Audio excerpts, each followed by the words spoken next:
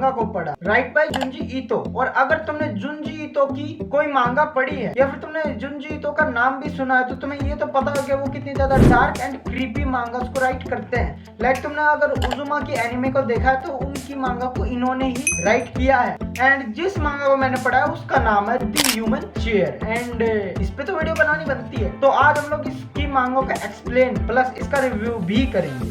तो मैं बता दूं ये जो मैं एक्सप्लेनेशन करूंगा ये पूरी शॉर्ट टर्म होगी, लॉन्ग टर्म नहीं है। तो जो है तो कहानी स्टार्ट होती है और हमें एक लड़की को दिखाया जाता है जिसका नाम होता है हयामा यूजू। और वो चलते चलते एक फर्नीचर शॉप को देखती है जिसके वो अंदर चली जाती है। एंड वो शॉपमैन पूछता है कि आपको क्या चाहिए, तो वो बताते हैं कि मुझे एक चेयर चाहिए। एंड वो पूछता आपको कैसी चेयर चाहिए, वो कहते हैं कि मुझे एक मुलायम चेयर चाहिए। फिर वो शॉपकीपर भी बोलता है कि आपको ये किसी काम के लिए चाहिए, वो बताते हैं कि हाँ भाई मैं एक राइटर हूँ और मुझे अपने काम के लिए ये चेयर चाहिए। तो क्या आपने यूसिको तोगावाया का नाम सुना है? जहाँ पर वो बताती है मैं नहीं जानती। तो वो कहता है कि ये उस जमाने की सब में ज्यादा प्रसिद्ध राइटर थी, सही बोला ना मैं? जहाँ पर एक दिन उसके पास एक लेटर आता है जिसमें वो पढ़ती है, जिसमें एक स्टोरी होती है कि भाई एक बंदा है जो कि चेयर में चला जाता है एंड उसे उस लड़की से प्यार हो जाता है। एंड ये सुनकर उससे लगता है कि इस चेयर के अंदर कोई सच में है। एंड वो थोड़ा सा घबरा जाती है, यही है। फिर वो ये उसके पास दूसरा लेटर आता है, फिर उसे पता चलता है जो ये स्टोरी थी वो लेटर आया था वो फेक स्टोरी है, मतलब वैसे ही है, उसका भी लेटर आ चुका था उसके पास। फिर उसके बाद उसे पता चलता है कि जो ये स्टोरी थी उसे फर्स्ट प्राइज मिला है। एंड ये जानने के बाद वो घर आते हैं। वो सोचती है ये कौन बंदा है जो कि फर्स्ट प्राइज भी ले गया एंड इसके साथ साथ वो अपनी आइडेंटिटी भी नहीं बताना चाहता लोगों को। एंड फिर वो थोड़ा सा घबरा जाती है, उसे लगता है कि ये स्टोरी सच में तो नहीं है, सच में तो इसके अंदर कोई मतलब कि उसकी चेयर के अंदर कोई है तो नहीं। तो फिर वो अपने पति से भी पूछती है कि आपने ये चेयर कहाँ से ली, तो वो बताता है कि मैंने इसे सेल में से ली। एंड फिर रात के टाइम में वो लोग सो रहे होते हैं तो उन्हें नहीं मतलब कि यूसिको तोगावा को चलने की आवाज़ आती है। तो वो उठकर देखने जाती तो वो कहती है कि इस चेयर के अंदर कोई है। तो उसका जो पति है वो उस चेयर को बहुत ज़्यादा मारता है एंड चेक वगैरह करता है लेकिन कोई भी नहीं होता।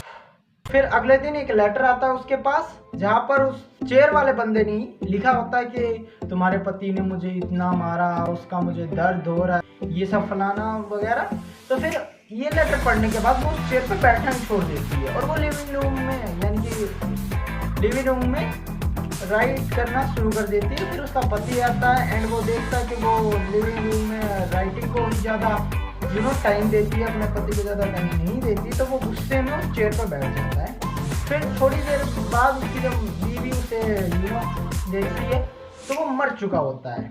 एंड घबराना वही घबरा जाती है एंड फिर वो पुलिस को बुलाती है। एंड पुलिस वाले जब उस चेयर के पीछे को खोलते तो वो लोग देखते कि सच में वहाँ कोई रह रहा था, खाने पीने का भी वहाँ पर बंदोबस्त था एंड वो स्पेस जितने में वो रह सके वो भी था। फिर वो बताता भी है कि हाँ जो वो लेडी थी उसने वो डिप्रेशन में और थोड़ी सी पागल सी भी हो गई थी क्योंकि बाकी लोगों को लग रहा था कि उसने उसके पति का मर्डर किया है। तो वो फिर जो बंदा था उसी के साथ रहने लग गई एंड उसके पीढ़ी तक पीढ़ी बच्चे होने लगे, वही है सिंपली। और फिर हम लोग प्रेजेंट में आते हैं जहाँ पर वो पूछती है तो क्या ये वही चेयर है मायूजू? तो वो पूछती शॉपमैन से कि क्या ये वही चेयर है? वो बताते कि नहीं वो तो पुलिस के पास है। एंड फिर वो जो चेयर थी उसको खोल के दिखाता है जहाँ पर हमें वो लेडी एंड वो मैन भी दिखाई देता है, जिसे देखकर इसकी फटके चार। और फिर ये बताता है कि अगर मैं तुमसे कहूँ कि मैं भी उनका ही एक बच्चा हूँ, फिर इसकी और फटके चार ये भटके आ जाती है।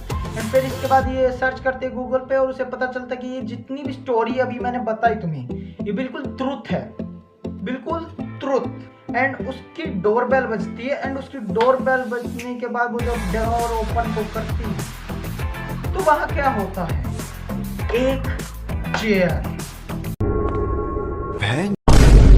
तो अब हम लोग आते हैं इसके रिव्यू पर। अब देखो स्टोरी बहुत ही ज़्यादा बढ़िया थी, मुझे भी पता है एंड काफ़ी सारी इसमें डिटेल्स भी थी, वो भी मुझे पता है। लेकिन मुझे थोड़ा सा अजीब सा लगता है जब वो चेकिंग वाला सीन आता है ना, जब कहता है कि भाई हाँ चेक करता है लेकिन उसे कुछ मिलता नहीं है, लेकिन ऐसा हो नहीं सकता क्योंकि अलग से फील हो जाता है चीज़ें। लाइक अगर तुम लोग किसी चीज़ को टच करते हो तो तुम्हें फील हो जाता है। और दूसरी चीज़, वहाँ पर खाना भी रखा हुआ था तो वो भी अलग से फील होना चाहिए था। अगर उसके पति ने ढंग से चेक किया होता तो पहले ही फील हो जाता भाई। और मुझे कोई ये बताइए, इसको अपनी चेयर्स बेचनी है कि नहीं बेचनी, या फिर ये पूरा टाइम बस ऐसे कोई राइटर है तो हाँ भाई अच्छा चेयर चाहिए, चलो आपको एक स्टोरी सुनाता हूँ। तो फिर उसकी फाड़ के उसी घर भेज देता एंड लो भाई एक चेयर आ गई।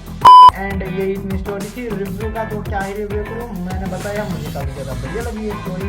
एंड तुम लोग भी जाके इसे चेकआउट कर सकते हो। एंड अगर अभी तक चैनल को सब्सक्राइब नहीं किया तो चैनल को भी सब्सक्राइब कर लो ताकि तुम्हें ऐसे और अमेजिंग कंटेंट मिलते रहे। And thanks for watching, bye bye.